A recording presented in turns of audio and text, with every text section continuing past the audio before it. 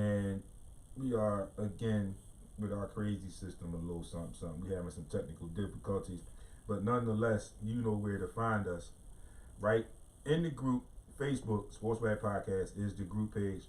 We are definitely live right now. So come on in and join in. And we know you all were looking forward to this today. And we know how you enjoy what we do. So we're going to do what we can do. We're going to play with this system a little bit. We're going to get it together for y'all. But as of right now, we are Facebook Live. So get on over there, tune in, chime in as you always do. And you know how we do. We'll read your comments on air, talk to y'all a little bit, and we're going to rock this thing out. Hopefully, before we leave today, we'll get everything back up on the system. But if not, you know what I say, video will go up and all the audio will go up as well. So once again, folks, welcome back. Welcome to another episode of the SportsRap Podcast. If you are tuned in, you see us on Facebook. You got the do-overs in the building yes, today. Sir. Yes, sir. It's a blessing to have my partner in here with me today because we got some things that we can talk about, and you know it'll be good to have a different angle on some things in here. So you know what we do. We're going to kick you off with some news, some updates, and we get into some scores, and then we are going to get right into, you know, pretty much the meat of the show. And the slaps. Yeah. Kicking off, first thing we got, Seahawks are interested in Baker Mayfield in a trade, but for the right price. I don't know how I feel about that. Yeah. Seems a little stretchy for me, if you will, for lack of a better word, for them to be interested in Baker Mayfield after trading Russell Wilson. It's a big drop off, excuse me, if you will. And some people may say it's not that much of a drop off, it isn't that bad.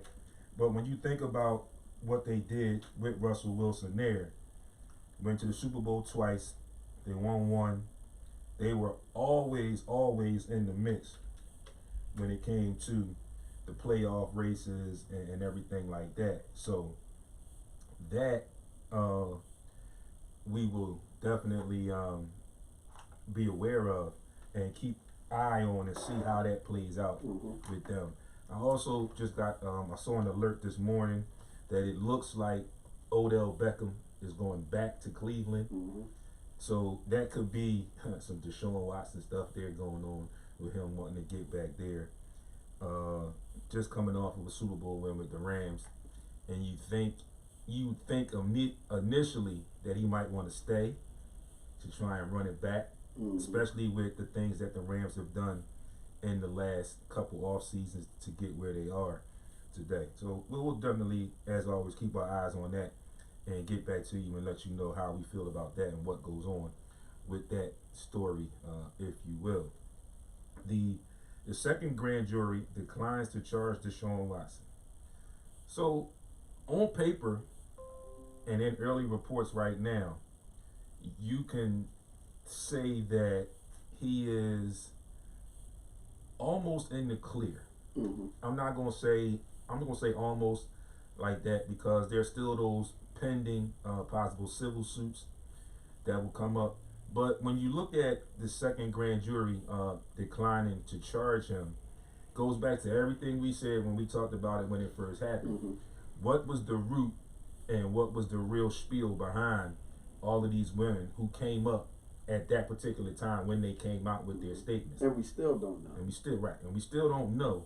But all it does now is lead you to believe that there was a lot of salt thrown in that game. Definitely was. I mean, it seems so clear that that's what it was about. You know what I mean? But that's how you got to look at it, because seeing, like you said, seeing how all the reports that came in, and then it wasn't enough there to even charge for one. Wasn't enough there to charge him for one. That's the amazing part to me. Now, I do understand that because there was not enough there does not mean that there wasn't something that happened. You know what I mean? We do understand that something can still happen. Mm-hmm. They're saying that there isn't enough to charge him on what you want to charge him for. Right. You know what I mean? And then that's going to turn into a civil suit, which makes it seem as though that's what this was based on from the beginning. Mm-hmm. Money. Yep. And his want to be out of there. They didn't want that. So right. How about we go ahead and dangle some fruit over some people's head and make them bite on some bait and create it, almost like they created it. Yeah. And then he ends up getting out of there anyway. Yeah, he's going anyway. So it's like, all right, we're gonna throw this line in the water. We're gonna catch this fish. We're gonna do everything in our power to catch this fish. Put dirt on it. And then all of a sudden you throw the net out, and then you realize at the last minute there's a hole in the net. Yeah. And he didn't got through. And because they know, and they meaning those in charge in the NFL, they know that putting dirt on a black quarterback's name is a way to get him out of there. Yep. That's look at Colin Kaepernick. That's how it works for us. Yeah. We don't have the privilege of doing what Ben Roethlisberger did 3 times. Right. And still be in the league and still end up possibly in the Hall of Fame. Yeah. We don't have that. We don't have that type of privilege. You know what I mean? And so never will have it. And we never will. We never will. We'll always Absolutely. be, fighting to get the equality, to be equal, to be looked at in that sense. But I mean, it's clear that it's starting to look more like a witch hunt than anything that was what we were saying in the beginning. That was probably what it is, and it's unfolding in a way that nobody thought. Right. Because, like I said, if it was that many people claiming and not one stuck, not one. You basically you were saying this boy was a serial right. fondler. And we got into the second grand jury. Right. Not just one grand jury. Right. Like I said, with one grand jury, you might say, maybe. Now you got a second grand jury that's declining the failed charges. Like, oh, well, we can't find nothing here that y'all got a case on. So that's crazy. It's real crazy. That is crazy. It's real crazy. And he has a right to countersue. We always say that it doesn't take much for somebody to put a claim on. You can walk out here right now and go to your car and somebody says, yeah, that's him. Absolutely. You're already guilty. Yep. Before you even got an opportunity to prove anything, you're guilty.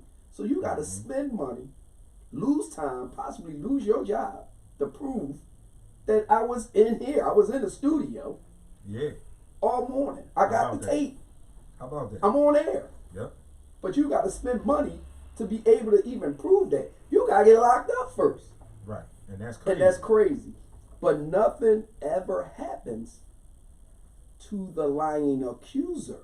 Right. That's where lawmakers need to start creating some paperwork and some liability, that if you put out this false claim and this man is proven that he isn't in, well, what happens to you? They should bear the burden. You should be able to countersue and bear the burden. They should be able to bear that burden of your financial loss. Or give them jail time for lying. Yeah.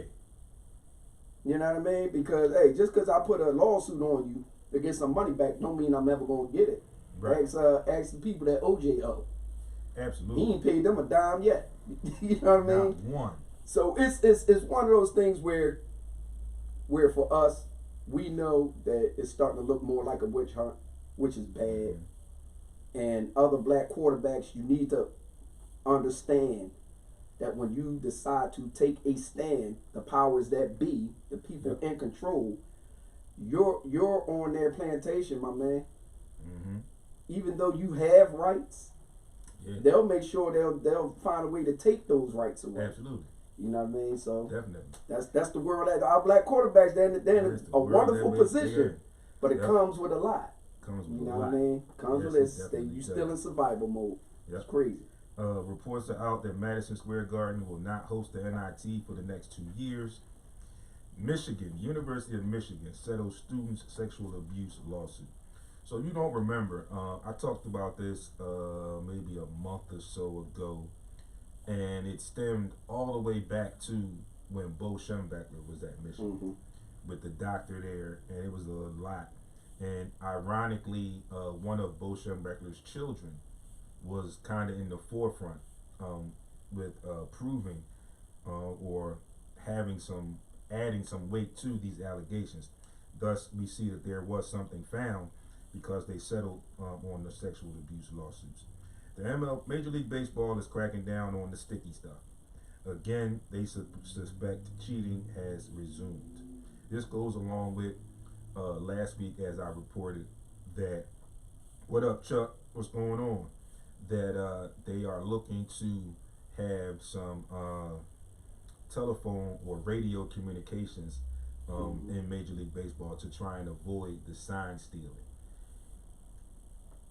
I don't know how much of that's going to work, because if you have that radio or that phone communication, which I know they have phones to call to the bullpen to tell them to get a certain pitcher up or whatever, but you still have the actual players on the field and the coaches on the field, the third base coach and the first base coach, right, that are at some point in the game going to have to use those physical signs because they're not going to wire these guys up right, when they're running the bases like they've added, that wire in football. And everybody knows, like, once you break out of the huddle, that helmet communication goes completely. It cuts off, right. But you got that little bit of time frame.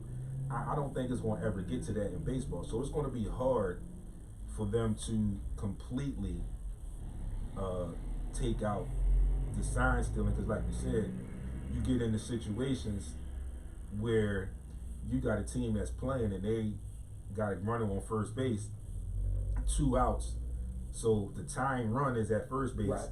The go-ahead run is at the plate. Like, that's like the perfect example to automatically throw in the steal to get that runner in the scoring position. So, and how is he going to communicate, the third base coach communicate with the first base coach to communicate with that base runner and the batter? You can't do that by radio, so we'll see how that plays out. But I understand what they're saying. They're saying there's still some sneaky stuff going on. Always is. With the sticky stuff and everything like that. So, in the wrestling world, Triple H announces his retirement from in-the-ring competition. Ex-Saints quarterback Trevor Siemian signs with the Bears. And there are reports out that Anthony Penny Hardaway and the University of Memphis will be facing several NCAA violations. That's your news and your updates, folks, and we're going to talk a little bit about that Penny Hardaway story in just a bit. Getting into some scores, we're going to start with spring baseball. Phillies beat the Blue Jays yesterday 10-5. Moving on to the NHL, the Lightning outlast the Islanders 4-1. In overtime, the Rangers get past the Sabres 5-4. The Penguins beat up on the Red Wings 11-2. Another overtime game, the Wild get past the Avalanche 3-2. The Flyers fall to the Predators 5-4. The third overtime game in the NHL yesterday, the Jets 2-1. They take that over the Coyotes. The Panthers fall to the Maple Leafs 5-2. And the Devils fall to the Canadiens 3-2. In the NBA, the Knicks outlast the Pistons 104-102. The Warriors continue their losing streak. They fall to the Wizards 123-115. The Timberwolves fall to the Celtics 134-112. The Sixers fall in Phoenix 114-104 to the Suns. The Pelicans beat the Lakers 116-106. The Charlotte Hornets beat the almighty Brooklyn Nets 119-110 in Brooklyn, by the way. And the Jazz fall to the Mavs 114-100. Moving on to men's NCAA tournament, and we're going to get right into that in just a quick bit. The Final Four is set, but in the games yesterday, Miami falls to Kansas 76-50, and St. Pete's ends their magical run, falling to North Carolina 69-49. It was a great run for St. Peter's.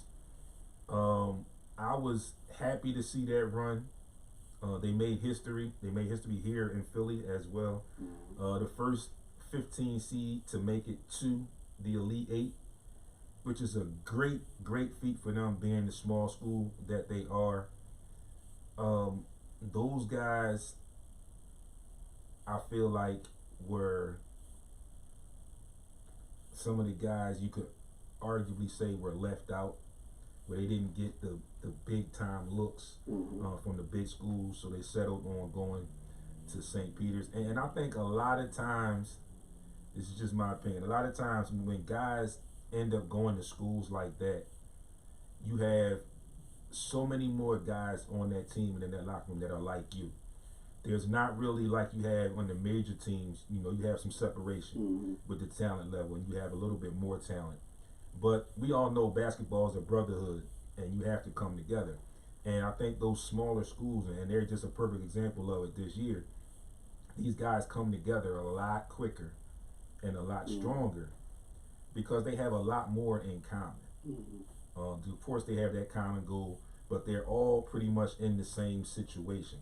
They were good, it didn't turn out to be allegedly good enough to go to one of these major schools, so they settled on what we like to say a mid-major, and they made the best of it. Dave McDonald, thanks for tuning in. And it was a great run, like I said, especially African American quarterback coach. I'm sorry, not quarterback, coach, who ironically, if you don't know his history, Seton Hall, remember that team when they had that great run in the NCAA tournament back a few years back. Also, Shamar Holloway was McDonald's All-American. Right. And believe it or not, people, he was on the same team as Kobe Bryant. God rest his soul. And this young man won the MVP of that game. So basketball IQ, the knowledge and the skill is there. So kudos to them for their magical guards run. On that team. Yeah. Coda was on there. It was a nice pretty kind of stacked, you know. And for him to win the MVP was a great feat. I just hope that he stays around a little bit because we all know what's going to happen. The run that he made, the rumors are going to be coming soon. The coaching carousel, as we know it, schools are going to be calling to see what his availability is.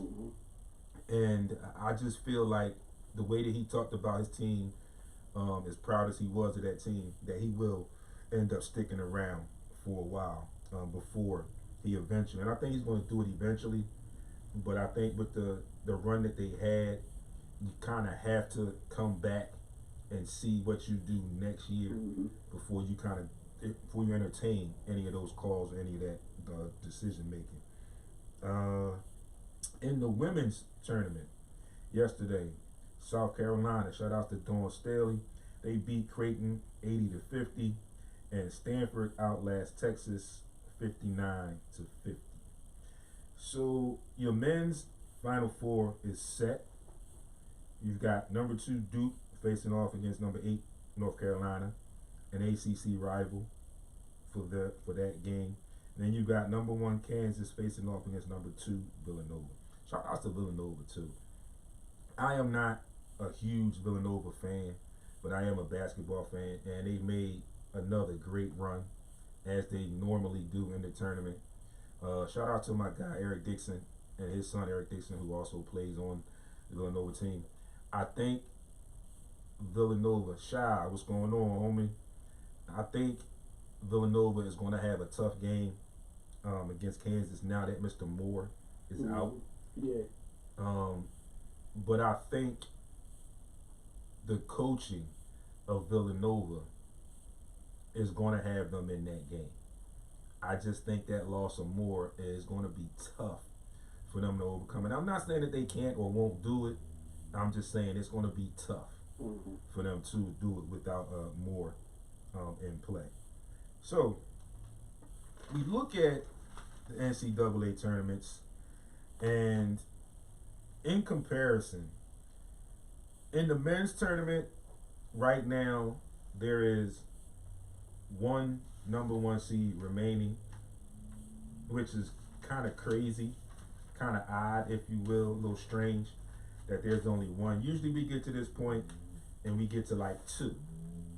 You know, Right. number one seeds that are still around, but there's only one, and that being Kansas. So it's going to be interesting to see how that plays out. On the other side, on the women's brackets, all of the number one seeds are still in play. Like I mentioned, we still got 2 games tonight for the women to round out their final 4, but 2 more number one seeds. NC State will face UConn, and number 1 Louisville will face Michigan to round out the final 4 for the women's tournament. So as I'm watching and as I'm, perusing social media, sometimes I see stuff, and sometimes I jot down stuff, I screenshot stuff just to throw in to the mix. Hez, what's going on, good brother? Appreciate you. And I saw a post, and someone had posted, I don't remember who it was, but it was in one of the groups that I follow, mentioned that the women appear to play a lot harder than the men. We've talked about this several times on the show, and I have to agree with that. I also feel like the women, a lot more times than not, are slightly easier to coach. Because you got 2 guys sitting here talking to you right now, former coach and myself, and a current coach and my partner to my left. And I'm sure he'll be able to tell you and witness and co-sign this. When you have the young men, you can tell the young man, you can draw up a play, tell them what to do. You break the huddle, everybody got it? You got it? Okay. And then you get out on the floor, and then there's always going to be that one kid, that one person that's going to do his own thing. And it never fails. It never fails. And it can be good or bad, but it never fails. And as a coach, in the back of your mind, when you send them out on the floor after you break that huddle after that timeout, you think about it. You look at, like we always say, the game within the game. You look at the body language. You look at the dialogue that they have with each other going away from you. And you can almost all the time say to yourself for a split second, somebody gonna do something that ain't gonna go right. And sometimes you get fortunate enough and you still get that play, you get that bucket or whatever, and then sometimes you don't. But you always know in the back of your mind with the young men, you just feel it. It's like that gut feeling. Somebody's gonna do something. Somebody's gonna cut. They're not gonna cut all the way through. Somebody's gonna be able, supposed to get a mid-range jump shot. They're gonna drift back out to that 3-point line, make that pass harder for the point guard or whoever's swinging the ball that way or whatever. But when you look at the girls' side and you say to the girls, I need you to do A, B, and C. You know when you say that they gonna go and do A, B, and C. Whether they get the basket or not. The play's going to get the play, the way you designed it, everybody in their role is going to do their role. They're going to do what they were told to do. So I think a lot of times for me, it's just a touch more fun. Only around this time of the year for the women, because it's hard to keep track of the men's game and the women's game. And then it's like it runs into the NBA season. So you get caught up. When you watch some NBA games and you go back and you watch some college games and you like, ooh, he would be a fit with this team. So that's automatic there. But sometimes I find the women's games are more exciting. Even in some instances with the blowouts in the women's game, it still kind of holds you a little bit longer it does. Than a male. Like if it's a male game and it's a blowout, you're going to look and you say, all right, I'm going to give them 2 more trips up the court. And you get them 2 trips. Sometimes you don't even get them 2 trips. And you like, can't do this no more. I'm not watching anymore of this. The women's game, these girls could be down 30. And it's like it's never over. And it's like it's a it's three. It's like a 3-point game. Like it's never over. So perfect example. The North Carolina South Carolina game over the weekend. South Carolina with Aaliyah Boston and some of those other players were basically doing just about what they wanted. But there's a girl on Deja Kelly for North Carolina who played that game from tip to last whistle. Mm-hmm. She just kept coming. Ultimately, the talent level at South Carolina outweighed the talent level at UNC. Big part of that is Aaliyah Boston. If you haven't seen her play, she can ball, baby. you need to check her out. Yeah. Because she's on the streak now. She's set the record, and then she broke her own record. She's at, I think, 27 or 28 consecutive games with double doubles. So you see in that game, the North Carolina game, and then the game yesterday, you see the determination in the South Carolina girls, the players, and the coaching staff. You see the determination, especially with the taste that they had in their mouth in the Final Four last year, where they got bumped out by Stanford. And I still think late in that game last year, there were some questionable calls that probably could have helped them either go to overtime or win that game. But again, like we said, there's nothing we can do about that now. But you see it in them this year, where it's almost like it's championship or fail. For us. They're playing with a sense of urgency that you do see in most of the women's teams. But what you're seeing by specifically this team, it's the dogs. They out there biting, baby. You know what I mean? And it ain't even close. Like they're out physical opponents. They out hustling opponents. I mean, the passes don't look like it got a lot of air underneath them. They sharp. Like we said about, just watching and being able to see women's games. Right. The parity of men, boys, and girls at a young age. This is why we can coach kids. We can coach girls at an early age. Because somewhere around that 11, 12-year-old mark, the physicality changes amongst the boys and the girls. Not the knowledge of the game, the physicality, the physicalness of the young men. They get faster, they get stronger, they jump a little higher. So that portion takes in where for the young ladies, there's a continual process of detail about the game. Where the detail kind of disappears a little bit from boys because they're able to do some stuff physically that gets out of the detail phase. So you'll see like girls at a young age, you'll see girls playing on boys basketball teams at 8, 9, 10, what up, Rich? 11. They'll be at the age where they'll be playing on boys basketball teams because they're capable. Right. Somewhere around 12, it changes. You know what I mean? And that's not saying that those girls cannot play on that boys basketball team. Right. But what changes is that physicality gets a little difficult. The lateral movement gets a little difficult to defend. Even on a fast break, you start to see the speed in between both opponents, in between both players. You know what I mean? And it shows up on the track, even in track. Oh yeah. You know what I mean? Even in track, and that was one of the things that we talked, like that dude that was 340 something in swimming. Okay, now you're a woman now. You number one. Yep.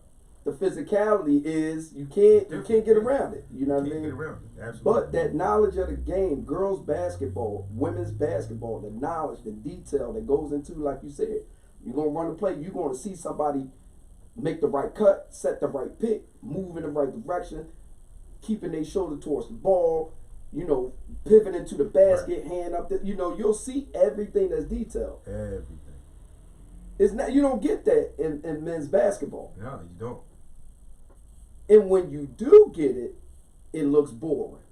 Right. Because you so used to seeing other stuff. This is why San Antonio was so good for so long.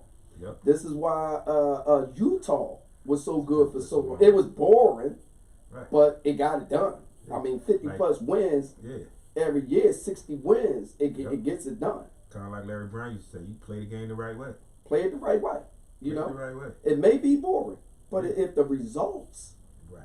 if my results, that's what counts the most. You know, the results yeah, are what really, really counts the most in that situation. Yeah, absolutely. yeah, the results are what they are. You can't deny results. Can't deny that. Definitely can't deny that. So again, NCAA tournament, like I said, we're going to round out the women's Final Four tonight. Let's see. Richard says, girls basketball fundamentals are detail oriented. Play it the right way. Absolutely. Yep. Everything that we just said, Rich. I'm glad you are tuned in and agreeing with us. Again, the women's Final Four will be set today. The men's Final Four is already set.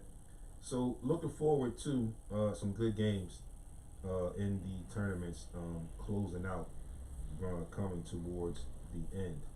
So before we get into the first story that I wanted to bring today, and it's an ongoing story, and I wanted to talk about it a little bit and express my feelings on how I feel about this particular situation, and that being the Brittany Griner situation. But before we get to that, I mentioned in my opening in the news and everything that we now have heard that Penny Hardaway and the Memphis basketball team are going to face a total of 7 NCAA violations.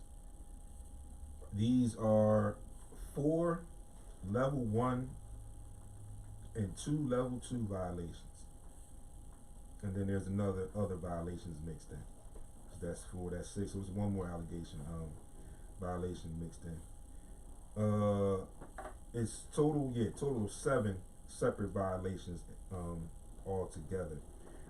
One of them is a lack of institutional control and the head coach responsibility and failure to monitor. What that means is that the alleged violations are that Hardaway, and I quote, failed to demonstrate that he promoted an atmosphere of compliance within the men's basketball program, end quote. So basically, what they're saying, folks, to you all is that there were some alleged issues in the recruiting process, some things that went on that were, for lack of a better phrase, possibly or arguably swept under the rug or handled in-house. And when I say in-house, I mean it was handled within the basketball offices and not totally in the university offices. And in addition, there was an amended notice that alleges that data from a computer hard drive belonging to former assistant Mike Miller was not preserved. So when you hear those kinds of things, you automatically think somebody was hiding something or trying to hide something because some stuff got deleted, got erased. The investigation goes all the way back as well to the investigation of James Wiseman, who now plays for the Warriors, and we all know what that story was about, how the recruiting process went with him. But you get into that bigger issue, and when you talk about the information, the data being deleted or being erased, it, like I said, it automatically runs you right to that avenue, to that street. Oh, they hiding something. It also sheds a light on an organization where you kind of feel like they covered some things up, and then it also makes you backtrack. You know, they say hindsight is 20/20. Makes you go back and look like, okay, they hired Penny. They were okay before that, and now they're making some noise. You got some top flight recruits that they didn't get in the past several years. So it's like, what's going on there? And again, it kind of ties the line, or toes the line a little bit with the John Gruden situation, where those emails were sent. And again, like I said, you sending these emails on your business computer, your business laptop, your business cell phone. That stuff is going to get subpoenaed. And then when you go and you delete stuff, or they find out after the fact that stuff has been deleted, when they already knew about it, makes it even more fishy because again, like we keep saying, it feels like, or it seems like, or it gives the impression that you're hiding something, or that you don't want us to see something, which is the same thing. You're hiding something, and it's a shame for me also to have to talk about it this way because it's Penny Hardaway.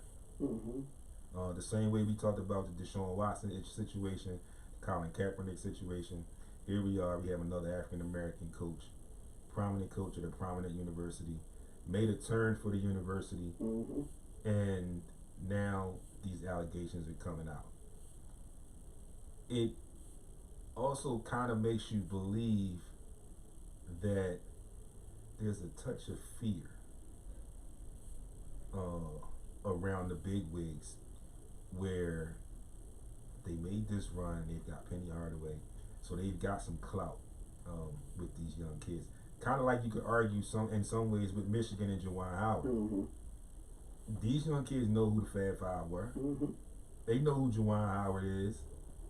And then this year you see the tournament when they made their little run, that one game when they had Chris Webber and Ray Jackson there, and it's like, yo, I could get the possibility to be around these dudes or meet these dudes at some point. Yeah, I'm gonna go check that out, see what that's like, you know. And like you said with Memphis, yo, this is freaking Penny Hardaway. You know, Mike Miller, really good NBA player. Yeah, most definitely. Penny Hardaway, of course, we know. At one point, he had Rasheed Wallace on that coaching staff. A dominant college player, a somewhat dominant, not even somewhat, a dominant NBA player and an NBA champion. You would have to be remiss if they came calling and not seriously think about going there as a young man to play under that type of tutelage. But again, like we mentioned way back when we talked about the Nike thing, and they had that documentary with Arizona and the Chuck Person and all of those other guys that ended up doing jail time. Right. And believe it or not, folks, like I keep telling you, that investigation is still not complete. Just because some of those guys ended up serving some jail time, that investigation is not complete. I always like to tell you, once the feds get in, they there until they get what they want. It could be 2 years, 20 years, 25 years. But I mean, it's not a surprise that these level 1, level 2 violations are coming out. You know, 2021. Right, Reggie, right. It's no longer private. Yeah, 2021, he had the #1 recruiting class. Yep. He had the #1 recruiting class. So it's no way that you're gonna create a #1 recruiting class and them not look into your practices. Absolutely. Of your recruiting. Yeah. You know, he's had they said level 1 and level 2. Especially when you haven't had that exactly. #1. It's like, wait, how did he get a #1 recruiting class this quick? But see, what they don't, and a lot of times, like you said before, that there are players that are going to want to play for this guy because of who he is, who his connections are in the league. He was a dude that put in work in the league. So if your coach has been a former NBA player, has been a former NBA All-Star, has been a face product. He was a face product in the league. This is who this guy is. Why wouldn't they want to play for him? Right. And so a lot of times they can't believe that this kid will give up going to UConn to go play for Memphis, and Memphis ain't been nothing. Well, it's not about that. Right. He's got to be paying them. Gotta be. Yep. And so now the digging starts. And if you didn't do stuff right, it's going to get, the light is going to get shined on it in a way that it wouldn't to any other coach. Right. Like Rich just said, when you send an email on your business computer, it's no longer private. Yeah, it's not private anymore. It's no longer private. That could be subpoenaed at every time. I mean, you can go as far. Thanks for chiming that in, Rich, too. But you can go as far as looking back at the Tom Brady situation, where his personal phone was subpoenaed until he destroyed it, till it was destroyed. So again, like you said, and then you look at that whole situation. Look at what Deion Sanders has done for the HBCU community, just being a football coach at Jackson State. Look how many other hirings it has spawned in other sports. I just saw recently last week, I forget what school it was, but former NBA player Mo Williams is now a head coach. The staff that Deion assembled, with him at Jackson State. So, I mean, the tides are turning. Yeah, again, like and you I don't said, think they're ready to see that. Right. You know, and it's crazy because now you look at it in a way. When you look at all angles, you look at it in a small way. Like, okay, so now that old grandfather money, you're not going to get the chance to exploit this kid. This kid might have been a 4-star kid, as they like to label 4-star, 5-star. But now he sees, well, wait, you got Rasheed Wallace on that staff. You got Penny Hardaway on that staff. You had Mike Miller. So you got 2 coaches that won championships in the NBA. And like Baldy just said, you got another coach that was a staple, a face of the overall product, NBA. Why, if they come and give me a call, why am I not going to listen to them and put them high on my list over Arizona, a Tennessee? You know, and then it's that thing. It's not the actual HBCU, but now I've got these guys that look like me, that understand my path to get here, to play with them, and it's a lot smooth. It makes it more of a smoother transition. Yeah. And a lot of people forget about that transition. When you come from the hood, like we said, you come from Philly in the hood, and you, no doubt, you could be talented enough to go to the UNCs or things of that nature. But you also have to take into consideration that if they're recruiting 10 people and you're in that 10, you could be a 4-star, 5-star, but in that remaining 9, it's about another 5 or 6 more 5-stars in that group. And then it gets to the point when you get to those schools, you get to that point where it's some loyalty there. I might have some saying, look, like, listen, you real good, but you only a freshman. Now, I got to get, my seniors are here, and I'm going to ride out with my seniors because I know what I'm going to get in them. Rich just said, in this day and age, if you're going to go and do shady things, it's going to come out. Absolutely. Yeah, it's going to come out. You know what I feel bad about? I feel bad about the coaches, the black coaches that are going to be hired as head coaches now, and that they don't have carte blanche to do all the illegal stuff that the other coaches were allowed to do, to become these garnered individuals in college basketball. They were cheaters. Yes. They gave out money. They did all the violations that are going to be handed down in this era. The old era did all of them. All of them. And they reaped the benefits of all those bad habits for a very long time. Absolutely. It built the NCAA brand. Yes.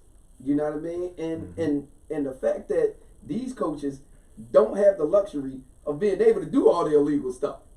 Yes. So their job is much harder. Yeah. Much harder to recruit in a way that is legal. Right. Because all the things that come along with this recruitment, and I don't know, I honestly don't know how many parents that have these student athletes that they don't know what's illegal and what's legal. As a parent, they don't know. Right. And there are some things, there's certain things that your uncle can't do some certain stuff for you. Yeah, I'm glad you brought that point. I'm gonna let you finish in 1 second, but that just took me back to the whole Nike sneaker thing with when we talk about real quick, the Chuck Persons and all of those types of things. You see, these people don't know, but when we talked about that whole situation, we brought up scenarios. It's like you're going to recruit this kid from Florida. This kid lives in the sticks. Okay, he barely has internet. Just so happens he becomes very good at basketball. Okay, and you get this recruit for this big time college, this guy comes in your house, like we said when we talked about it. This guy comes in your house, sits at your coffee table in your living room with you, and they've already done some research. Mm-hmm. So let's just say you are in the country and you drive a pickup truck. Mm-hmm. You got a kind of rundown pickup truck. They found this information out somehow, some way. So when they come, they pull up in this pickup truck, brand new pickup truck, and you kind of looking like, oh wow, this is somebody important, not knowing they getting ready to drop this joint on you and leave it there. You know what I said? And it's nothing like you finish your conversation, the dialogue is what it is. This dude gets up and goes out. You walk him to the door. You go back to the table, and them keys and an envelope is sitting on the table. The only thing you might know as a parent in that moment is, boy, don't touch none of that. You don't touch none of that. And you kind of leave it at that. But then you go, and next thing you know, a day or two later, a week or two later, you riding around town in this truck. And then all the red flags, like Richard said, then now all the red flags are coming up. Where did that come from? You've been struggling for 3 months now. Where you get a $60,000 truck from? Now you got a state-of-the-art pickup truck, and you riding around the city, and things are looking good for you in a matter of in a matter of days. You know, Rich said the problem is kids are kids, and the family do not know all the rules. Yes, absolutely. So, like Baldy was saying, it makes their recruiting harder because it's been going on for so long that in some ways it becomes expected. And it is. Think about the movie Blue Chips. And so he told the coach from the rip, he said, listen, I'm looking for about $30,000 in a new tractor. Can you do that? Yeah. And that coach's morality, it played a part. And absolutely. Whether or not he was mad, Nick Nolte was mad that this kid would even say that to me. Right. But here's the other side of it. And he don't get this recruit. Ticket sales, all that stuff, all that money that comes to the university, his job was dependent on getting this recruit. He went and made it happen. Took the violations, whatever, lost the job, however, but that's the wave of NCAA basketball. Absolutely. There's no getting around it. Absolutely. You know, and some of the smaller schools that can't really recruit the way the larger schools recruit, well, naturally, it's really, people got to remember, and I remember a coach telling me this. College basketball, if you plan on becoming a pro, college basketball is your interview. High school basketball was your introduction to the interview. Right. To be able to showcase your talents on a stage that'll get you a job, possibly on a professional level. So when you get to college or when you play in college basketball, it's all an interview. What you do right, what you do wrong, how you show up to everything is a precursor of who you're going to be as a professional. If you can be a professional. Right. You know what I mean? And that's what they're at. But the minute that money was put in the regimen, as a high school guy going to college, you already became a pro. Yep. Already. You were already a pro. You were already negotiating a deal. You know what I mean? And all these colleges do it. At some point, they can offer relocation for your family. Yep. They can offer possible jobs for your family, saying they want to stay close to you, so y'all relocate. Meanwhile, ain't nobody worked in your family in 25 years, and y'all packed up and moved to Florida, and y'all from the heart of the ghetto. Y'all been getting welfare all this time, all y'all moving. How's that gonna work? Who's paying for this? Right. Like, how are y'all just gonna pack up, move from Philly to Florida? And matter of fact, you're moving to a nice neighborhood. You ain't moving from a project to a project. Yep. You know what I mean? He says the kicker is the NCAA has been exploiting these kids for decades and decades. Example, video games and jerseys, yes, that are in the NCAA is the devil that we know to burn a blind eye. Absolutely.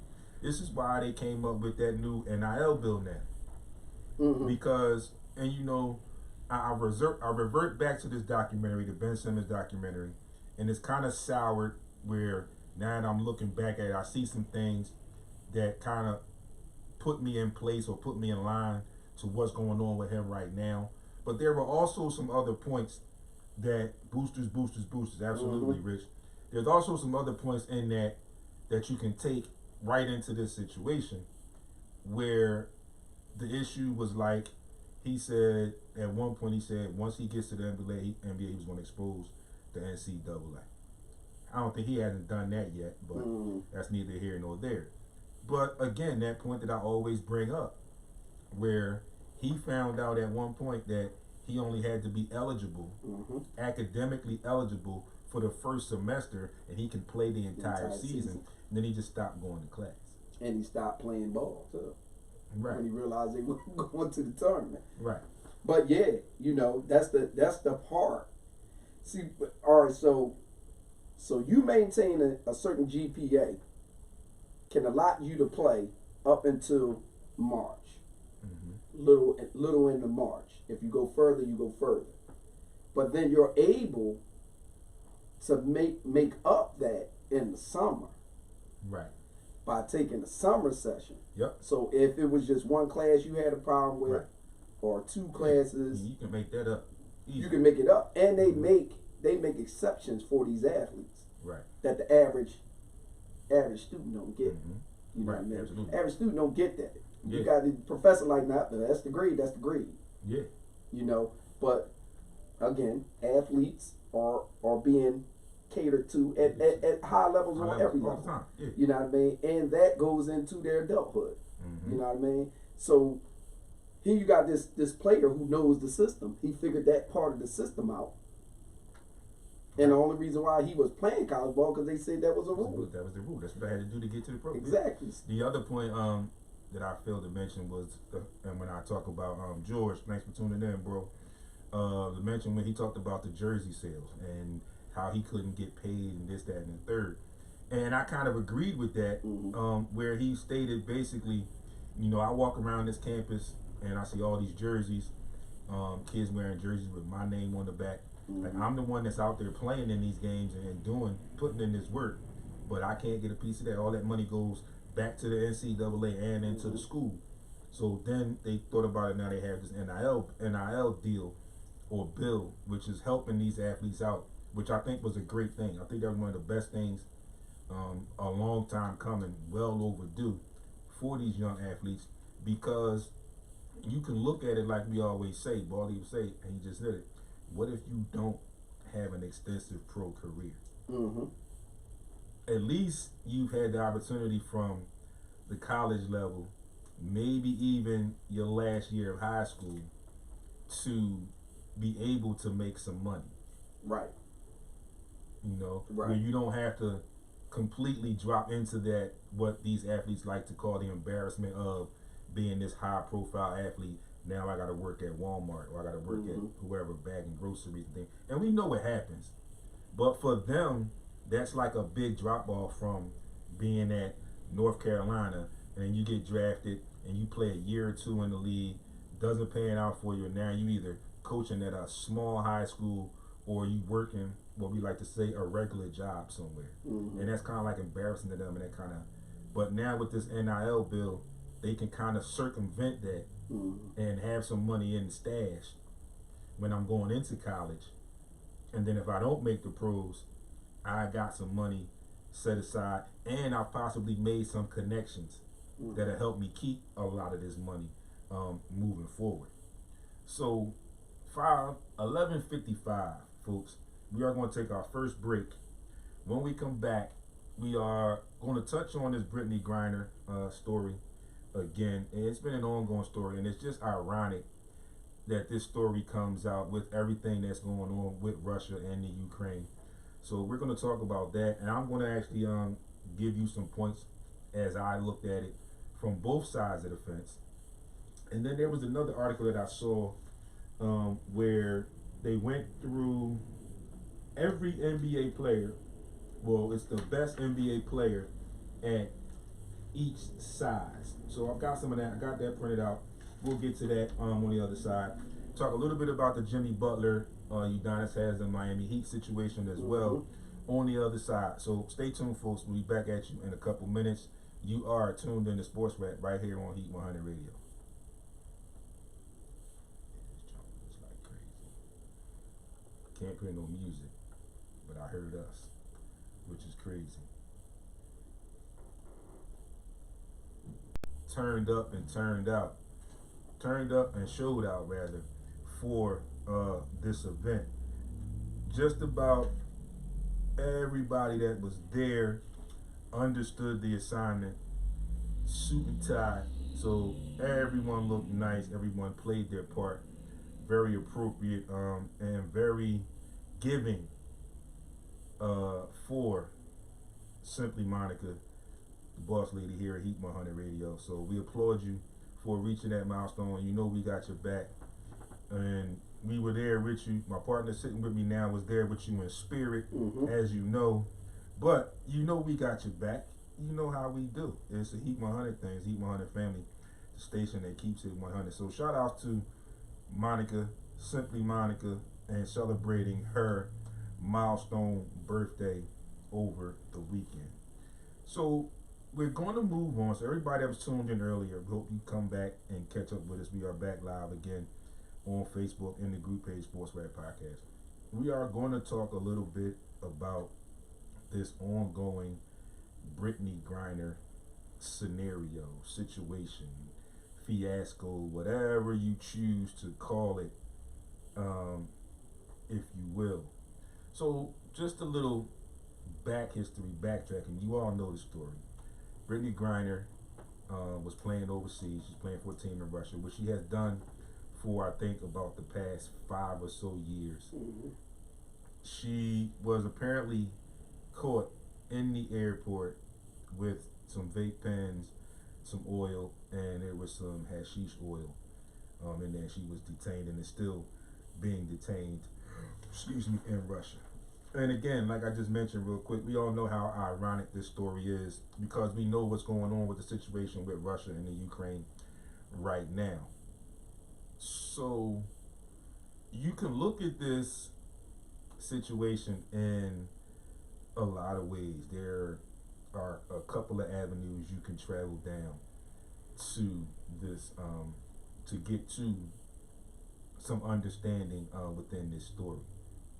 Me, for one, for bringing it to the table, I kind of looked at a couple of ways. In a big way, I am a little disappointed because African American sister being detained, especially at this particular time. This is what makes it hard for me, somewhat difficult for me to understand because of the situation and everything that's going on over there right now. So we already knew she was behind the 8 ball. Whether this is the true case, this is what it was allegedly put out. So I wasn't there, so I don't know. But she was immediately put behind the 8 ball with this situation. And this all, in my opinion, also ties back to the things that I mentioned a couple weeks ago. Harry Scruggs, thanks for tuning in. Hey. When I mentioned about the disparity in the pay, how another WNBA player, Liz Cambage, is always talking about the situation with their pay and how the majority of these WNBA players end up not truly having an off season because they go back overseas and play where they can make up some of that money that they don't get for playing in the NBA. I've always been on the bandwagon and saying that the big brother should sit down with them and find ways to help bring a better marketing strategy for the league. And I'm not necessarily saying, oh, you got to donate some of the money that you recoup from your advertising and your TV contracts and things of that nature. But I mean, help them out in their advertising, because the WNBA, like I brought the story to you, with their president talking about they couldn't charter flights anymore, or the league can't afford for them to charter flights. Then they wanted to fine one of the New York Liberty, because the New York Liberty's owners decided that they were going to charter flights for their players. And again, at that time when I brought that up, I said I didn't have any issue with that. These are professional athletes, the best women basketball players in the world, and I think they should be treated as such. So for that to be an issue with them wanting to fine them, I think it kind of is a slap in the face to the overall league. I kind of felt like what they should have done was they should have brought them in and tried to talk to them and figured out how they did it. And let's say, look, you started it, you opened the book, now let's write some more pages into this book and continue this going on so we can get this done throughout the entire league. Or show some of these other owners how they could do it on different occasions or some occasions for their teams. The same way the U.S. women's national team won their suit and their disparity of payment between them and the men's teams. So I think there's still a lot of work that needs to be done there. And I think the biggest part of it for me is the marketing of the WNBA, where a lot of these women won't have to go back overseas and make more money overseas than they do here in the United States, which was the case. Thanks for coming back, Chuck. Which is the case for Brittany Griner. As I mentioned when this story first broke, she was making $1 million there, which is probably almost 3 times what she made in the WNBA, being one of the top tier players in the WNBA as well. So we all know these foreign countries have their own respective laws, the different types of laws, and how astringent some laws are, as opposed to things here in the United States where there may be some astringent laws here, but they're like 3 or 4 times more stringent in some of these smaller countries, some of these overseas countries, and Russia being one that I believe is a dictatorship. So they can do basically what they want whenever they want. Yeah, Chuck, Black Skip Bayless. Yeah.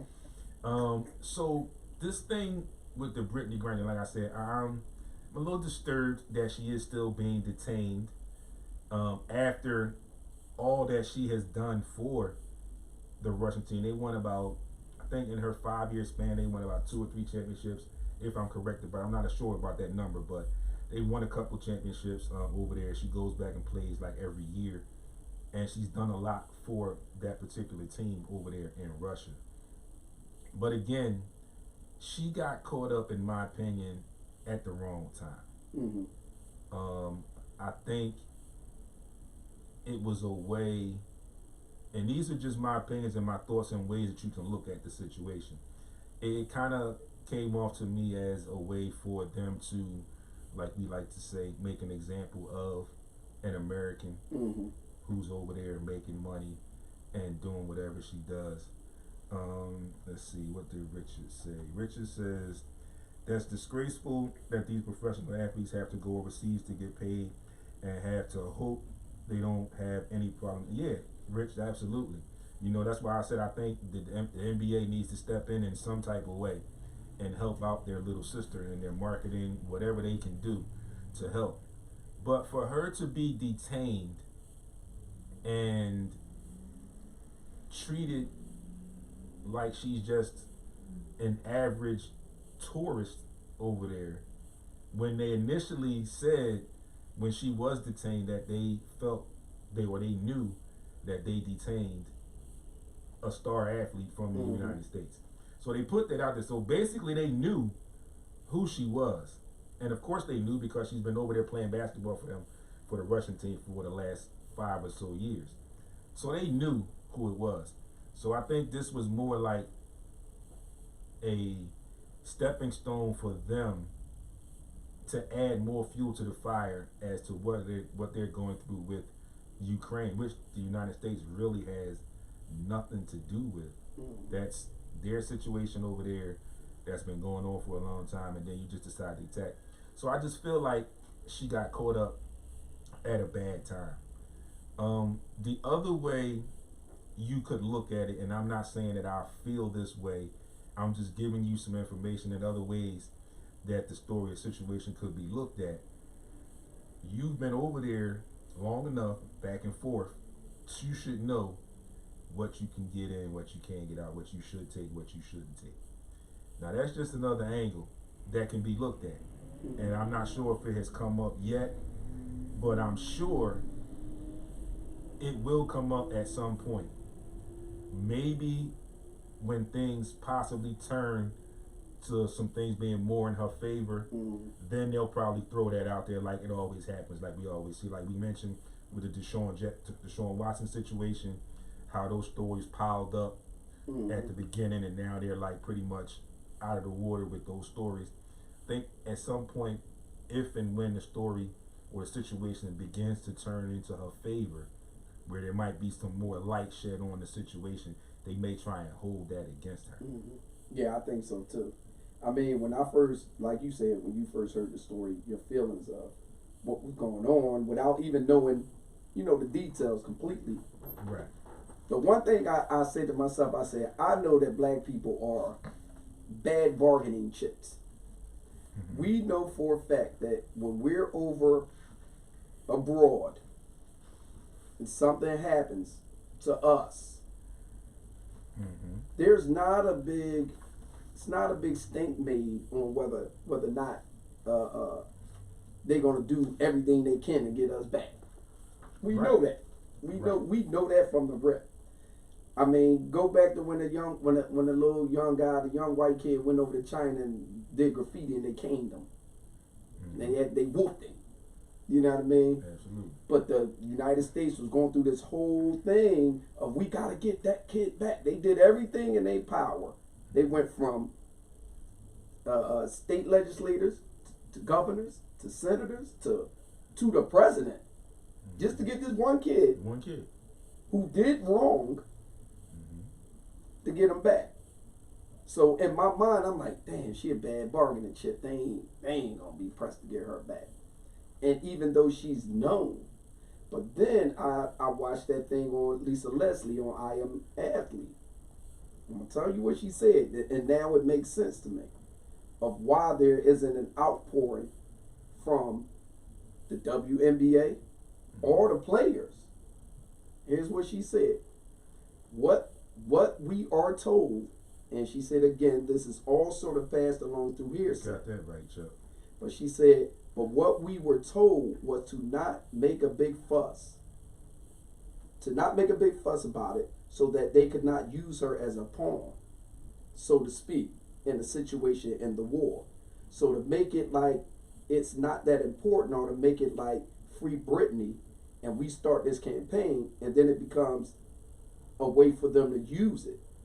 That's what we were told, and I don't want to say who said it, but it's what's spreading throughout women's basketball world. And so what's being told to these women is we want to kind of put this on a hush-hush because it can turn political. And if it becomes a political thing, she can then be used as a pawn in these political wars that's going on. So they can't even really show their support. And that's why you don't see those shirts. I have not seen. And I haven't seen. And like you said, now that you mentioned it, I just remember now the early reports were that people had reached out to her. She was doing well. Her spouse then put out a statement stating, we all know the situation, yada, yada, yada. And I'm just paraphrasing right now. Yada, yada, yada. But please respect our privacy. But like we always talk about on this show, when you're at that level, how much privacy do you really have? You don't. Especially when it's this type of situation. You can, and I get it. I understand. That's your spouse. You want to respect the privacy, absolutely. But now it paints a little different picture after you just read what Lisa Leslie said. That it wasn't that somewhat angry tone Right. or that upsetting tone where it's like, look, just let us be and we gonna get through this, but y'all gotta chill and let us go. It was more like the smoothing over Mm-hmm. where all right, you gonna get this one statement, you better make it a good one, because if not, we making notes and Right. it's recording. We'll be able to look back at this and, like you just said, Baldy, and that political thing, if it gets to that, well, you said A, B, and C back then, but why are you feeling this way now? So I get it now, like I said, and now, like I said, I'm gonna have to get in and watch that. Let's see. Chuck had already said that we as black people are not in the right complexion for the connection. Absolutely. Richard comes back and he says, especially in Russia, man, you better dot all your I's and cross all your T's. That country, Russia, knew who she was any other time. This would have been swept under the rug by them but now in this climate, Russia grabbed her and said to the USA, what are you going to do about it? Mm-hmm. Absolutely. It's a Well, great, it was great tactical. point. It was a tactical Great point. maneuver of a U.S. citizen. Yeah. Like I mentioned. I think the problem was that they grabbed the wrong color. Right. Well, you could also, now that you said that, they grabbed the wrong color. They But grabbed the then wrong color. you can look at it and think about their thought process on that side, where it's like, okay, we got an American and we also have a high profile American. Right.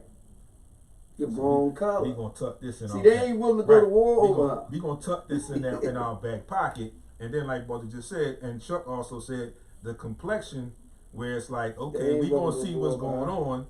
Okay, we gonna check their temperature. Yeah, we gonna check the temperature, and okay, that's where they at. And then to add even more insult to injury, you look at the majority of the WNBA players, black and white, whoever. Like Boy just mentioned, what if it had been Sue Bird or Diana Taurasi, somebody like that? So, but then you also have to look at the entire situation. The most glaring one is the complexion. Mm-hmm. Then you can also add in her size. Her size, right. She's married to another female, so she's in that LGBTQ, which is a no-no over there in Russia. And the crazy thing is, like we all just mentioned, she's been over there for several years, had success playing basketball over there. So like we said, they knew who she was. They immediately said, they didn't give her, drop her name or whatever, but they immediately said, oh, we have a star athlete from the United States detained for A, B, and C. So yeah, Rich, like we all said, they knew what they were doing. They knew who they had. And they had her for a while before they even had her for a while. And they knew in a small way that there would be some shuffling and some posturing, possibly, if you will, with the United States on how they handled it. Like Barley just mentioned, hence there's no free Brittney t-shirts. And like Leslie said, they have been told to kind of stay away from it in the event that it does get to be a political issue where she can't be used as a pawn. Well, contrary to what Lisa Leslie said just now, after hearing that and just talking about what we just brought up, she's already in that position. Right. As She's quiet as there. kept, she's already there. They just haven't played that. That's their trump card. They just haven't played that trump card yet. You know, and it's like, we just gonna build it, and when it happens, bam, we gonna throw that card, and then the whole ceiling is gonna cave in. Yeah, and I know that the main fear is that something happens to her. That's the major fear, that something happens to her being in a Russian facility. That literally can spark a war. Yeah. And you can't even get over there. You can't even get over there unless you're in Alaska. Right. That's the only way. But other than that, you can't even get over it. But it's the weird part about this whole scenario, and even when you think in terms of war, she's not really going to be a pawn in this. Mm-hmm. If they want to rumble, they gonna rumble. She's not really a true pawn because they can't really use her as a pawn. To be quite honest, it didn't work because honestly, they tried to use it in a way to get the United States attention, and here we are sitting almost 2 months later. I haven't even heard the president even speak on it. Yeah. So that doesn't mean things aren't happening. Right. It's just crazy that it's taken so long for people in charge to even acknowledge what they would do. Right. You know what I mean? How would they go about knowing that this boy is a madman over there? He don't care nothing about none of that. Huh. You know what I mean? Yeah. And he willing to throw it all away. Yeah, he's definitely poster child. My way or the highway. Yeah, and when you look at how a lot of wars have started, it has started over things similar. Mm-hmm. And it's kind of crazy that she's in that position where they're saying that she's going to have to do hard labor and dog, it's biting over there. Like, it's a shell shock. Yep. Richard just said Russia miscalculated it, correct, and Biden hasn't even acknowledged it. Yeah. Haven't even acknowledged it. Yeah. Because she don't matter. Right. That's my point. She don't. Right. It doesn't matter how great of an athlete she is. How what you have to look at is who we are and what we're looked at in this country are lesser than. So because of that, they grab the wrong piece on the chessboard. Right. It's funny, but it all boils down to everything that you said, Baldy, and it's the two major aspects that always seem to come in play and keep the United States separate from a lot of these other second and third world countries: the complexion and the LGBTQ issue. Because now, if you notice, here in the States, you're seeing a lot more in commercials and TV shows and all this other stuff. You're seeing a lot more interracial couples in commercials and in TV shows. And you're also seeing a lot more LGBTQ references being made as far as in commercials and other aspects of society here. Richard says exactly, Afro-Americans can't get justice here. You think it'll happen in another country? Absolutely not. Like I just mentioned, Rich, those two are key, major key, that have been accepted in the United States.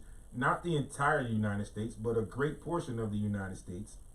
Again, the color, the complexion, and the sexual preference. And like I said, it's almost like if you pay attention to what's going on TV, TV shows, commercials, things like that, they're forcing that term, that issue, where now you can't say male man. You have to be allegedly or announced politically correct and say the male carrier, the male person. You can't say the businessman, the business person. Then we've got all these other commercials, like we said, with a lot of the interracial couples. And don't get me wrong, I have no issue with it myself personally, but we see how it has turned in a societal picture in the United States, where it's being now pushed towards that forefront, when before it was shunned. Right. Now it's being pushed. But I want you to keep your eye on this. Now that we know these commercials exist, they're being programmed, television programs you, and they're programming interracial, which is considered equality. But the main interracial commercials you'll see is not the black man with the white woman. No. It's the white man with the black woman. Yeah. It's not the black. They still not cool with that. No. So even though it may look on the surface. And just to piggyback and add into that, it's not our complexion. No, it's not. It's that what they used to say in the 50s and 60s. It's that passable complexion, if you will. Right, and you see it a lot. You're gonna see some here and there. Yeah. Well, but we're talking about the majority. The majority of what you see are lighter. Right. Who you can look at and say, hey, that's she black. You know what I mean? Yeah, Richard said the problem is this country is so divided on all issues, politically, racially, politically. Instead of coming together, we are more divided than ever, and government likes it that way. Yeah, absolutely. And it's funny that you said it, like you said, and we pay attention to that. When I'm home and I look at them commercials sometimes, and I look at, especially if there are kids involved in the commercial or whatever, and the first thing I say is, them ain't his kids. Because they get it to where they want with the adult aspect. But then you'll have the kids thrown in the mix, and you can immediately look at the commercial or whatever and you say, wait, I see what's going on there, and I look at the kids, them ain't they kids. Yeah. But think about it like this too. So it's like you selling us a half a story. Yeah, you selling a half a story, which this country always does. Always. Because there's always this propaganda that you want to kind of correlate things around. But in reality, like Richard said, we're so separated and divided amongst politics and amongst our racial identity and all this stuff, right? Well, it's a reason for that. And we know what the reason is. The reason is this is... Oh, yes, Harry. Yeah, Harry, the brown paper bag test. Absolutely. This is the structure in which this country was built on. So when you start to ask somebody, why are we so divided? Well, think about it like you talking to your kid that got a problem. Well, let's find out what the source of your issue is, son. Right. Where do you think this came from? Why do you feel this way? Why do you think you did what you did? You gotta treat like how you gonna give an antidote to this. You gotta find a source. Before you can give me an antidote, you gotta find out what the hell's wrong. Right. How did I get to this point? Why am I thinking or being in this way? Then you can say, hey, I can still be on the other side of the aisle, but at least I got respect for you as a human being, even though we are different. Yeah. That doesn't happen because the structure in which this country was built has us never seeing eye to eye. Never. Because one is looked at lesser than. Yep. When you gave me a 3/5 compromise, you told me I wasn't a man, and you kept it in the Constitution, which it is still there, even though it got ratified. It's still there. Still there. So that means that people that read it still look at you as less than. Why were they considered less than? And as long as that story still exists, there will always be divisiveness. Government has always found a way to formulate things in their own way that benefits them, not the people that you govern. Right. So that's an issue. And so it's all these underlying issues, but at the base of it is racial division. Absolutely. That has never been taken care of. Yeah. And this is like, even though Chris Rock said, back in the day, he said, as a comedian, he said, if you're black in America, you got to look at America a little different. America is like the uncle that molested you but paid for you to go to college. Right. And there's so much depth in what he said because it's true. That's where we at, and it goes into sports. So when they say all this stuff doesn't exist in sports, it exists. Definitely, absolutely, it exists. Your bro step said, Tim Moore, thanks for tuning in. He says, or instead of the bag test, they will say you're not like them. You are one of the nice ones. You're different. Yeah, it's kind of that what Tim just said. Thanks for chiming in with that, Tim. Takes us back to, and I'm sure you remember this, Dr. Jason Carthen. Right. And exactly. He said, "Yep. Well, if you got in here to this room, you are one of the nice ones. You're different." Yeah. You know, it's kind of that what Tim just said. Thanks for chiming in with that, Tim. Takes us back to, and I'm sure you remember this, Dr. Jason Carthen. Right. Exactly. Yep. Well, if you got in here to this room, So wait, there's got to be another one. Got to be another one. How do we go about finding those other ones? But that's not the case all the time. Mm-hmm. Because like I used to always tell the kids that I work with, and I tell them, I say, look, y'all see me every day in a hoodie, sweatpants, jeans, sneaks, or whatever, baseball cap and stuff like that. I said, but I could very easily go out this door today and go sit in that room with the suit and tie on and talk the same jargon like I never skipped a beat. Mm-hmm. You know, and I said, I'm technically one of the people that's feared. Mm-hmm. Because they know this is where my heart is. I'm going to be me regardless. But when it comes down to me doing what I need to do, I'm right there with y'all. Like, okay, so let's get it. Let's get it cracking. Right. You know, you want to talk this? Okay, well, you said A, B, and C, and I'm a counterpunch with D, E, F, G, H, and I. Mm-hmm. And then you stun. They look at you like, oh, wait a minute. Mm-hmm.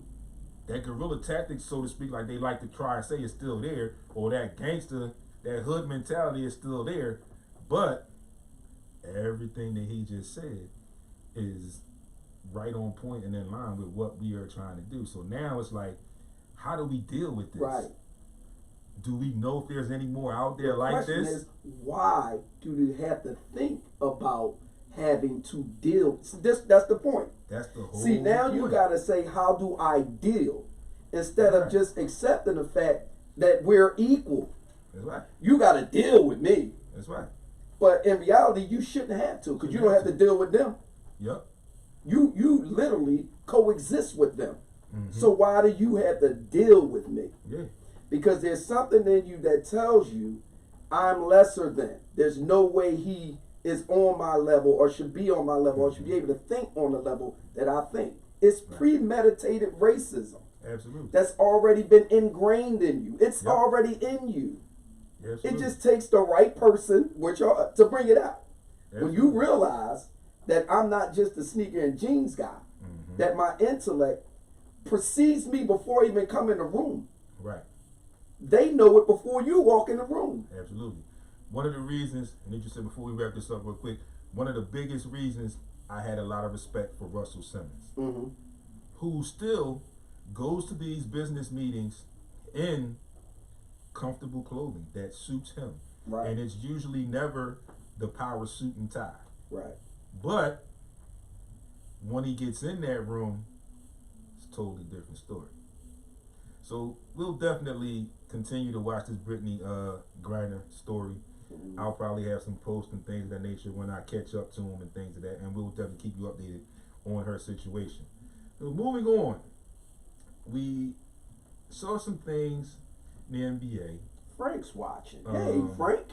We got a quick taste over the last couple of days with the Sixers had jumped up to the number 1 seed in the East. Some things changed a little bit.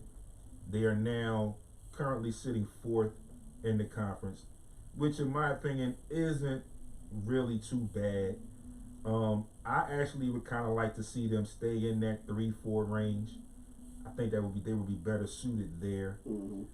As much as I hate to do it, but basketball is basketball. I have to call a spade a spade. Kudos to the Boston Celtics, who were at one point arguably being written off, to now have jumped up to the number 1 seed, surpassing the Miami Heat, and to bringing them into a tie with the Miami Heat for the number 1 seed in the East. Shout out to the Charlotte Hornets, who took down the Nets last night, dropping the Nets now down to the number 9 seed in the Eastern Conference and still within that play-in tournament. So that moves them out to arguably getting in and only being the 8 seed, which in all likelihood could keep them 8 and 9 for the remainder of the way through. So they probably can't get up. At one point they could possibly have gotten up to, I think, 6 or 7, but now it looks like they're going to stay in that 8-9 range. This race for the number 1 slot on the East is it's tight. going to get crazy. It's really crazy. Tight, man. Like we just mentioned off air before, when you look at the East, you got the Celtics, the Heat, the Bucks, the Sixers, and the Bulls and the Raptors in the top 6. The most distance is 4.5 games out of first place. Right. So there's about maybe 10 games left for just about everybody. So that could change even more. And then you look at the West with the Suns running away with it. Yeah. The Grizzlies are number 2, and they're 9 games out. Mm-hmm. Okay, you look at their play-in tournament.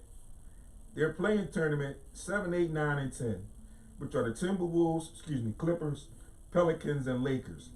Games out of first place for those 4 teams: 18 and a half, 25, 29, and then 29 and a half. Almost 30 games. Almost 30 games.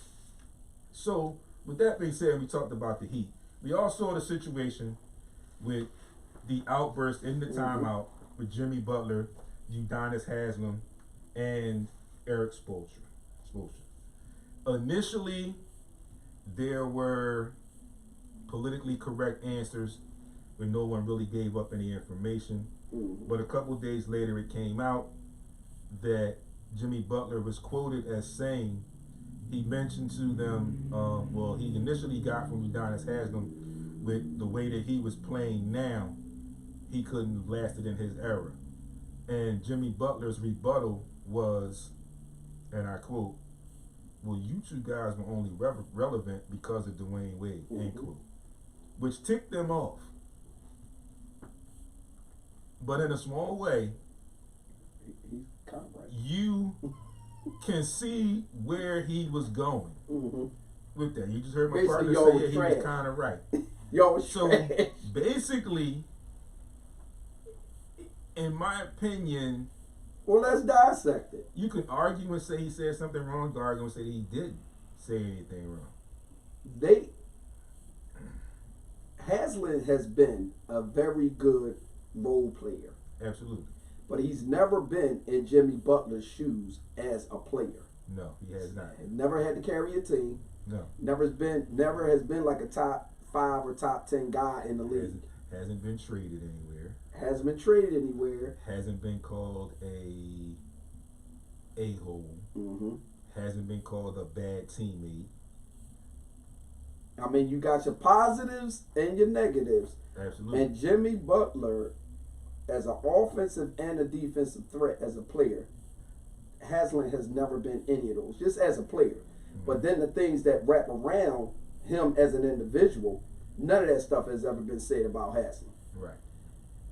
We know that Eric Spoelstra, came on as a videographer and then ended up becoming a head coach. Right. It's kind of weird because Pat Riley was the same way. Was a sports announcer for the Lakers and ended up becoming a head coach. So, and then becoming a GM.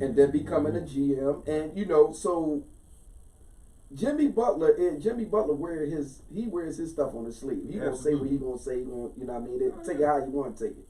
Yep. You know, and basically, he's telling them, y'all ain't been in my spot before. Who are you to talk to me? Right. Like y'all crazy. Like y'all ain't never. But they have won championships. So they do know a formula of how to win, right, which he has not done. Right. So there they think it's like, well, who do you think you know what I mean? Who do you think you are? And that's when I'm not sure if Spoelstra said it or Haslem said it, that he wasn't a leader. Somebody said you're not a leader. And I think you're right there about that, Rich. He'll tell you the truth. Yeah, he's gonna tell you the truth, whether you like it or not. At the end of the day, this dude got it from the mud. Yep. Homeless, the whole shebang. Yep. And he's in the league, still love the game, still playing the game. And for him, in his mind, I'm being attacked in a way of what I was saying out of truth. Everything's about timing. Yeah. So let's play with this a little bit. Yeah, more. Everything's about time. Yeah, let's play with this a little bit more. Have some fun with it. You just mentioned that on Udonis Haslem's side and Eric Spoelstra's side, you could say they could throw that argument out there, but we won championships and we did this and we did that. When you look at Jimmy Butler, and you could say that they could argue, say one of them might have said he wasn't a leader. Correct me if I'm wrong, but before free agency, when he went and signed there, they had not made the playoffs. They ended up getting caught in COVID. Season got postponed. Then they created the bubble. Mm-hmm. Who was in their finals in the bubble? How did they get to that finals in the bubble? Mm-hmm. And I'm not necessarily saying Jimmy Butler was their savior, but you saw a difference Mm-hmm. in some of those players in that run Right. with Jimmy Butler there, because the majority of those players were the same players that were there before that. Right. And you think about it, look at what he's done for Tyler Hero. Look at what he's done for Bam Adebayo. Mm-hmm. You could arguably say Bam Adebayo wouldn't be an all-star without Jimmy Butler Yeah, on the team. you could definitely say that. You could argue Tyler Hero would just be a really good role player as opposed to being a budding star Mm-hmm. without Jimmy Butler. Mm-hmm. So again, there are points on both sides. Yeah, you're right, Rich. He carried them. Yeah, he carried them at the time. And Frank says Jimmy's going to speak his mind. Absolutely, Rich. He made them all better. That's why I said you can argue that both ways. You can argue that on both sides of that fence. They've definitely been able to highlight what they're good at on the court because of him. Because of him. Most definitely. And, for them to throw that at him and say he wasn't the leader, right? That's rough. And the funny thing is, and a lot of people brought this up when we first talked about it to other people I talked to. They said, "Oh, well, who was Udonis Haslem to say this, that, and the third, and he ain't played in years?" I said, "Yeah, but you have to look at the whole situation overall, and you automatically say he's been on this team his entire career. He's been on this team so long, and he's been allowed to still be in uniform for so long because of something that he does well that has kept him in a uniform. Because you notice the kid Quinn that used to play there is now in street clothes as assistant coach. Caron Butler is still around as an assistant coach. For a short period of time, Juwan Howard was out of the league playing wise, but on that bench as an assistant coach. So it's something that the organization feels or sees in him where he's still allowed to be a member of this organization but still in a uniform. It was him turning down a $70 million contract to go elsewhere. It was money. He left about $70 million on the table to stay in Miami because he was rooted in a community. And so they saw that as a testament of loyalty, and they're repaying him in this way for such, because he don't have to be on it. And like I said to people, even with that, I just feel like whenever he decides that he wants to officially say I'm retiring, he's going to slide right into one of them coaching roles. He's going to be right in that loop. He's going to be right there. Because he's there now. Because he's there. Yeah, he's already there now. Yeah, absolutely. And he knows the ins and outs of that team. He's never played for any other franchise. No other team. So he knows, what takes, what it takes. Yeah, they'll be loyal to him forever. You absolutely right about that. I mean, they say that they saved them $70 million. Yeah. So naturally, they're going to want to keep this guy in a position to show him loyalty. That's Pat Riley. Right. You know what I mean? That's Pat Riley. Yeah. Showing him, all that love, and all the guys that played underneath him, like you said, they all got those roles because that's how you build the franchise. Like Richard says, the problem is Butler's going to call you out if you're playing like trash, and he holds people accountable on the court. Absolutely. Hence the reason that he's no longer here, and realized that he did not want to continue playing with Ben Simmons. There was no culture here. There was no accountability, and he saw the writing on the wall before it was even visible to anybody else. It was in the pre-stages. And we said that our team, again, culture and identity. This team, this Sixers team, still has no identity, no true identity. Right. What is this team known for? Besides us turning the damn ball over in crucial moments. What are we known for? We're known. What is it? What is going to be that one thing that teams say, all right, this is what this team, not a player, Right. This is what this team is known for, and we know. And I can tell you, on any scouting report, KD pointed out, and blowing leads, right? KD pointed out, we knew we could beat the Sixers because they have one of the worst transition defenses in the league. Absolutely. And at times, you never even seen the ball hit the floor. They was getting the ball up the court so quick, without it touching the floor, and getting to the basket with 1 or 2 dribbles. So if that's what we're known for, that's not good. Not good at all. Now, the thing is, in terms of how to stop our offense, well, what are we known for?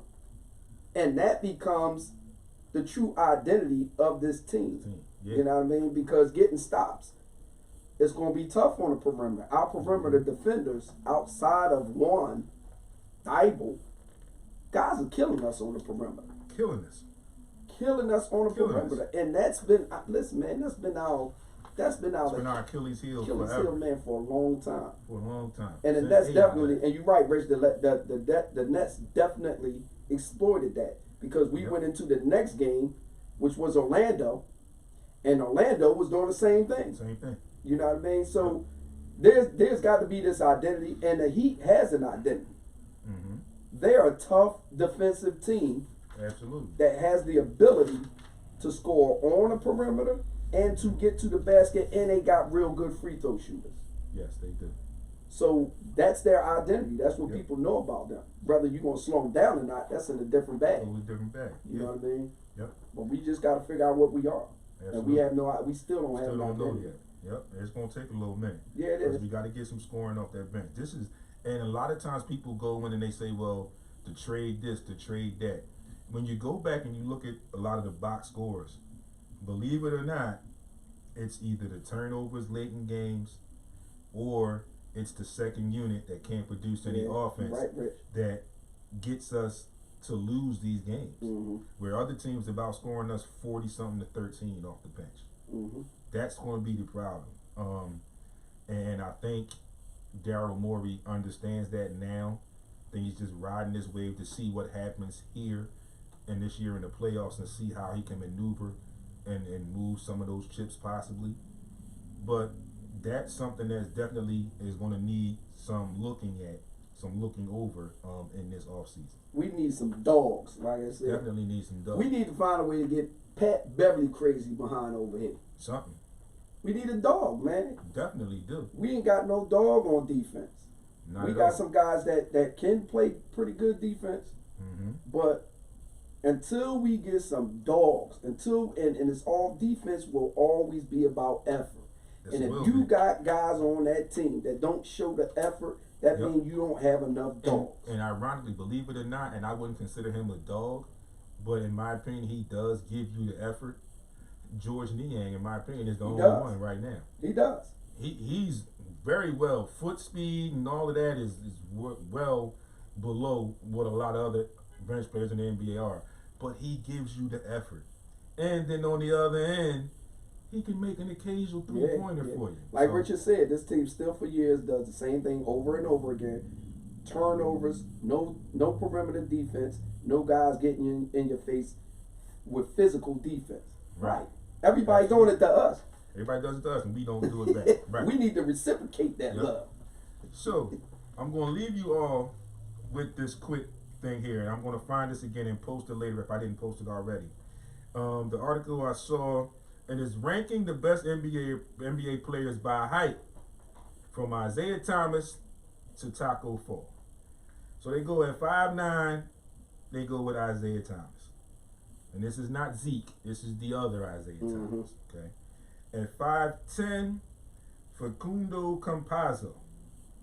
The Denver Nuggets surprising there. DJ Augustine is the 5'11" spot. 6 foot, Chris Paul.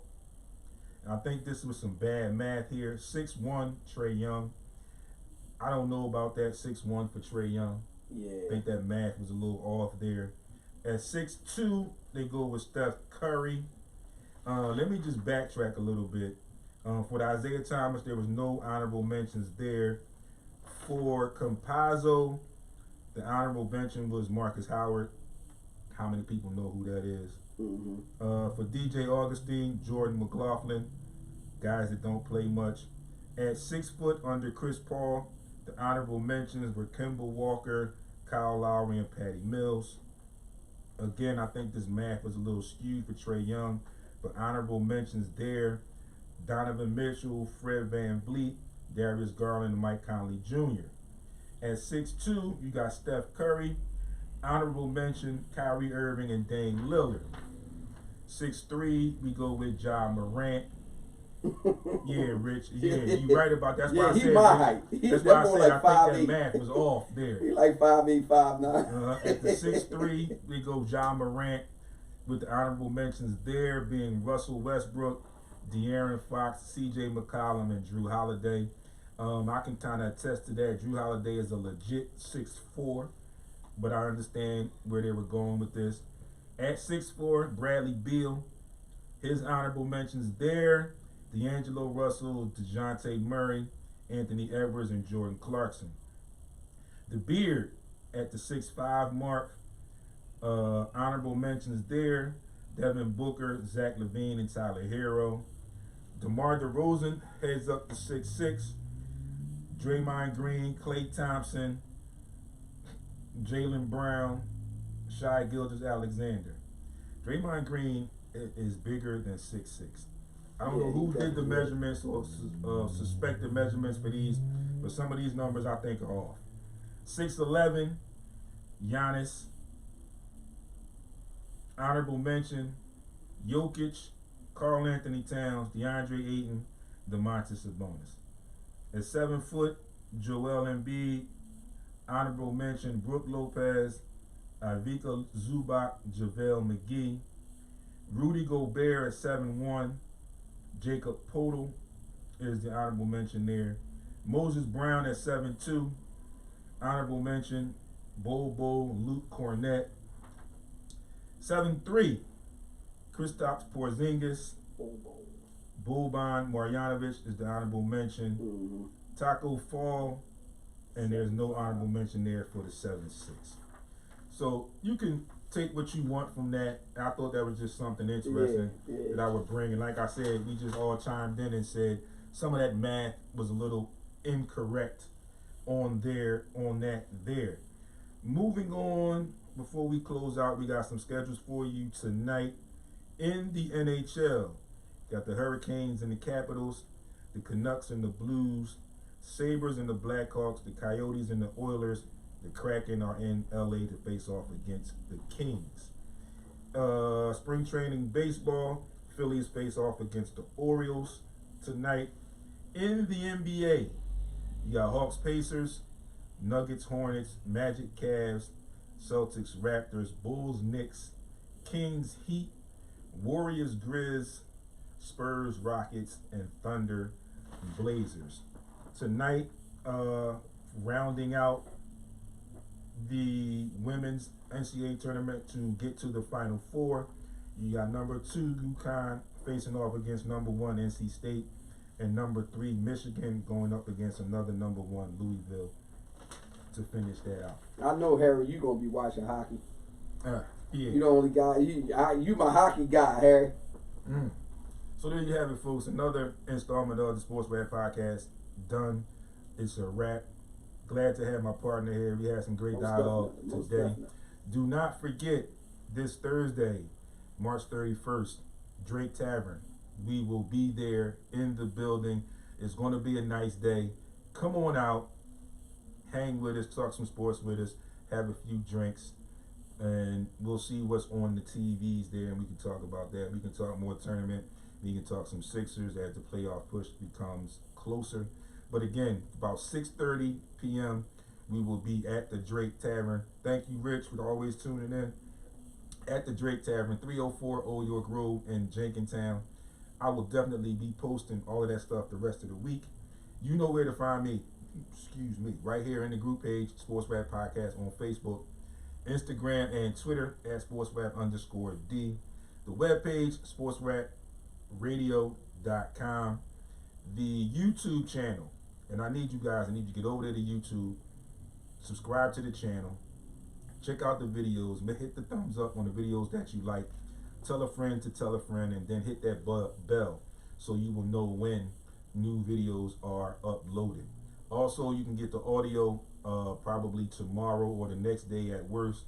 iHeartRadio, Spotify, Google and Apple Podcasts, GW District, and most of your podcast outlets. Baldy? You can get with me, Aaron Baltimore, on Facebook, and Bald75. Is that my name on there? I be forgetting my own damn name on there. Ball75 on Instagram.